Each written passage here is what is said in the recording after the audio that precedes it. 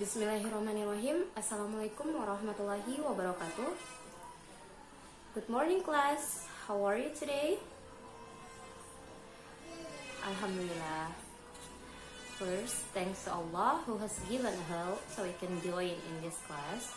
Second, thanks to our Prophet Muhammad sallallahu alaihi wasallam had brought us from the of darkness into the lightness.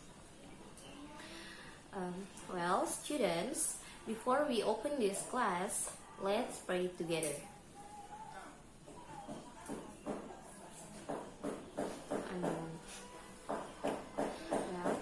Let's check your name. Who absent today? Randy? What happened with Randy?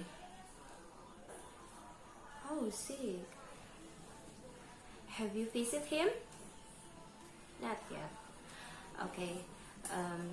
So students, ma'am hope that after this class, your visit to Randy's home, and then give his support, and don't forget to explain about our material today. Well, students, ma'am hope that you are keep healthy, stay at home. If do not important thing, please do not leave your home, okay? Because it is musim coronavirus. Coronavirus telah membunuh berjuta-juta manusia di dunia hingga saat ini, dan Indonesia pun kasus corona terus meningkat. So, ma'am harap kalian selalu menjaga kebersihan dalam rumah, selalu rajin cuci tangan, jika keluar selalu menggunakan masker. Okay. So student, are you ready to study today? Okay. Today we will study about substansi and strategi keberhasilan dakwah Rasulullah Sallallahu Alaihi Wasallam in Medina. After ma'am explain about the material, ma'am hope the student able to first meyakini kebenaran dakwah Rasulullah Sallallahu Alaihi Wasallam di Madinah. The second, menunjukkan sikap semangat ukhuwah dan kerukunan sebagai ibrah dari sejarah strategi keberhasilan dakwah Rasulullah Sallallahu Alaihi Wasallam di Madinah. And the third, menganalisis substansi, strategi dan keberhasilan dakwah Nabi Sallallahu Alaihi Wasallam di Madinah. And the fourth, menyajikan keterkaitan antara substansi dan strategi dengan keberhasilan dakwah Rasulullah Sallallahu Alaihi Wasallam di Madinah. So, before ma'am explain about substansi and strategi Rasulullah Sallallahu Alaihi Wasallam di Madinah, have you still remember about our material last week? Last week we are study about substansi and strategi Rasulullah Sallallahu Alaihi Wasallam in Mecca. Are you still remember that? Okay, Salsa.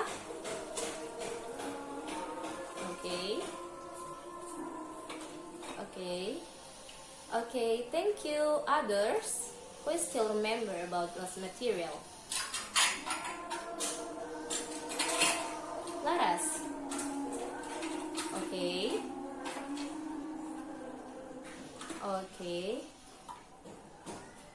thank you. So, you all right? Last week we are already done learn about substansi and strategi Rasulullah Sallallahu Alaihi Wasallam in Mecca. Who still remember strategi Rasulullah in Mecca? There are two. Yes, there are two. First, preaching secretly. So Rasulullah Sallallahu Alaihi Wasallam in Mecca preaching secretly. Jadi Rasulullah SAW berdakwah di Mekah pertama-tama yaitu dengan cara bersembunyi-sembunyi, dan itu dilakukan about 3 years. After Rasulullah SAW get the support from his followers dan para sahabatnya, Rasulullah began preaching thoroughly and openly. The second, Rasulullah SAW preaching openly. Di sini Rasulullah SAW berdakwah secara terang benderang dan keseluruhan, dibantu oleh para sahabat dan para pendukungnya. So today we will explain about in Medina, Rasulullah preaching in Medina. Why Rasulullah hijrah from Mecca to Medina? Because in Mecca, Rasulullah SAW and his followers ditentang sama kaum Quraisy. Kaum Quraisy melakukan pemboikotan umat Islam di Mekah, sehingga Rasulullah SAW berhijrah dari Mekah ke Madinah. And then the other reason why Rasulullah SAW hijrah to Madinah, because there is people in Medina came to Rasulullah SAW in Bukit Aqabah. Still remember that in Bukit Aqabah, memberitahukan bahwa dia ingin memeluk agama Islam. 3 orang pada saat itu pada tahun 621 Masehi.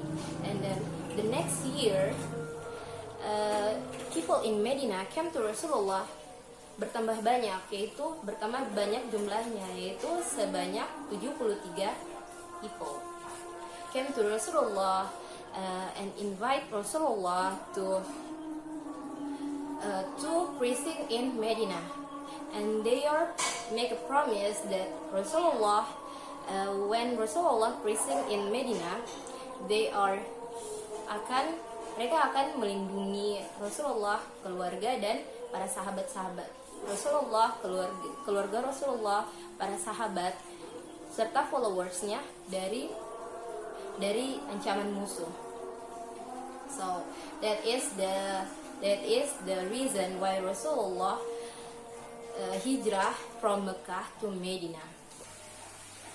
Substansi Rasulullah SAW di Madinah, first, make a childhood between the Ansar and Muhajirin. And the second, make a promise between non-Muslim and Muslim in Medina, yang mana perjanjiannya dikenal sebagai Piagam Madinah, yang berisikan kebebasan dalam memilih agama, kebebasan dalam beragama dan berpolitik, dan perjanjian untuk saling membantu antar sesama dalam hal kebaikan. And the third, membentuk masyarakat yang berlandaskan Islam. Yang berlandaskan Islam. First, kebebasan beragama tadi. Jadi, kebebasan beragama dibolehkan kebebasan dalam beragama diajarkan oleh Islam agar tidak ada perselisihan, agar umat Islam di Madinah tetap saling membantu sesama umat meskipun berbeda agama. And the part B, prinsip-prinsip kemanusiaan yang berlandaskan Islam. And the fourth, mengajarkan pendidikan politik, ekonomi, dan sosial. Rasulullah SAW in Medina, between he is a Rasul from Allah, he is preaching Islam in Medina. He also he also diangkat sebagai kepala negara di Madinah. Jadi di sana beliau bukan hanya sekedar berdakwah, tetapi beliau juga sebagai kepala negara yang dapat mengatur ketatanan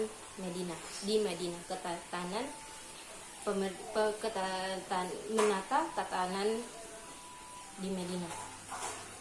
So, strategi Rasulullah Sallallahu Alaihi Wasallam di Madinah is first,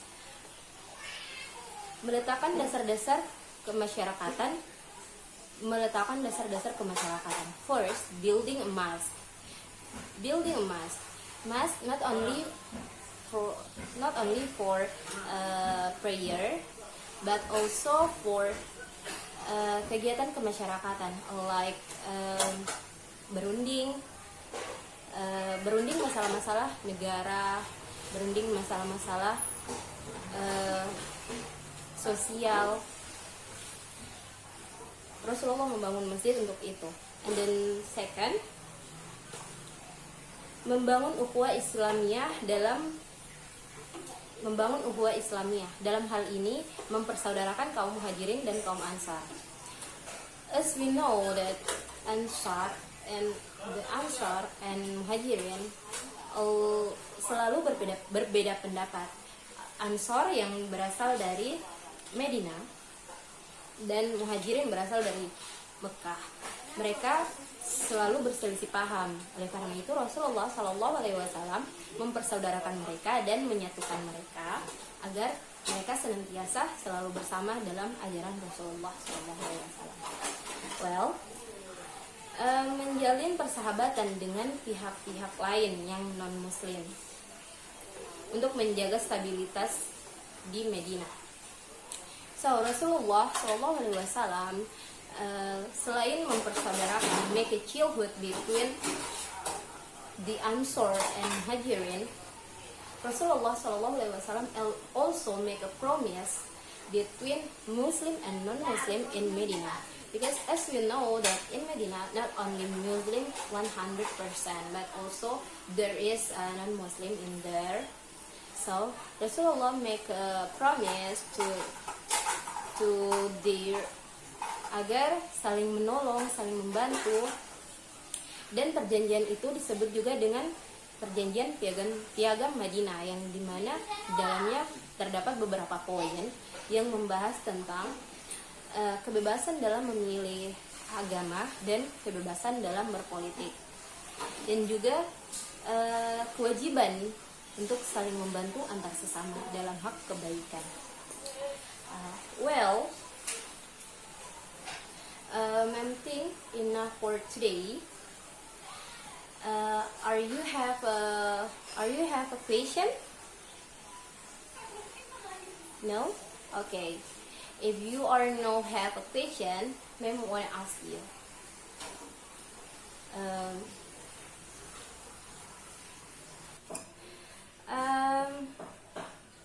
Why Rasulullah Sallallahu Alaihi Wasallam hijrah from Mecca to Medina? Who can answer that?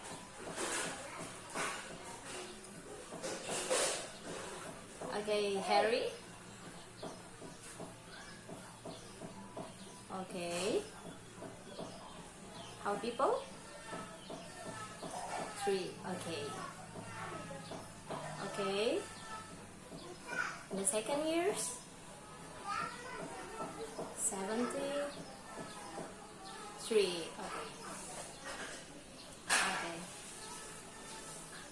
Okay. So Rasulullah Sallallahu Alaihi Wasallam hijrah from Mecca to Medina first because there is people from Medina, 3 people. They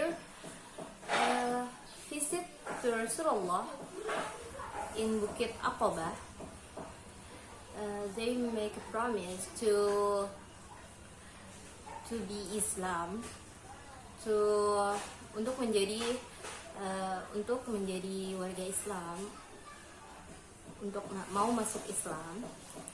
Kemudian di tahun selanjutnya, next year, pada tahun 622 Masehi, came again people from Medina. 73 people came to Rasulullah and invite Rasulullah to preaching in Medina, and they promised that when Rasulullah Sallallahu Alaihi Wasallam in Medina, there will be protect Rasulullah from enemy. Rasulullah and his followers dan sahabat-sahabatnya dari para musuh. Okay, so who can make a summary from this material? Okay, Cynthia, what you get from this material? Kesimpulannya, you can make simpulan. Okay. There are 4.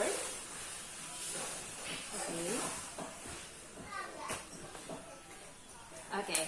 So the summary of this material today, Rasulullah Sallallahu Alaihi Wasallam hijrah from Mecca to Medina because there are 3 reasons. First, there are people from Medina came to Rasulullah 2 years and then invite Rasulullah to preaching in Medina. Itu tadi yang pertama dan kedua. Yang pertama kan tiga orang yang datang kemudian masuk Islam di Bukit Aqabah, and the second,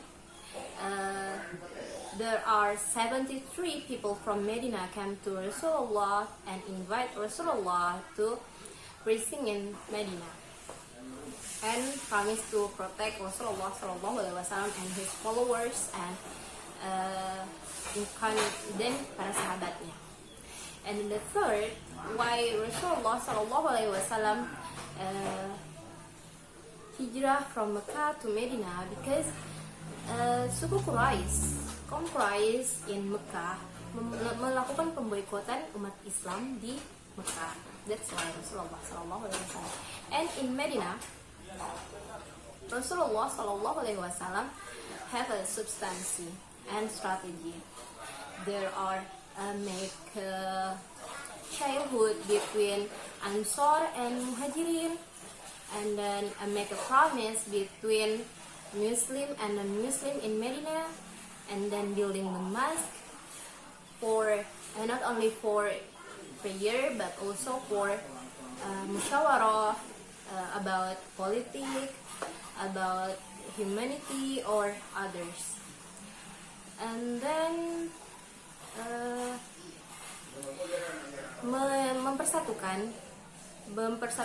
membuat perjanjian persatuan antara kaum muslimin dan non-muslim di Madinah, and then dan perjanjian itu disebut dengan Piagam Madinah. So, I think enough for today. I hope that you all keep study at home.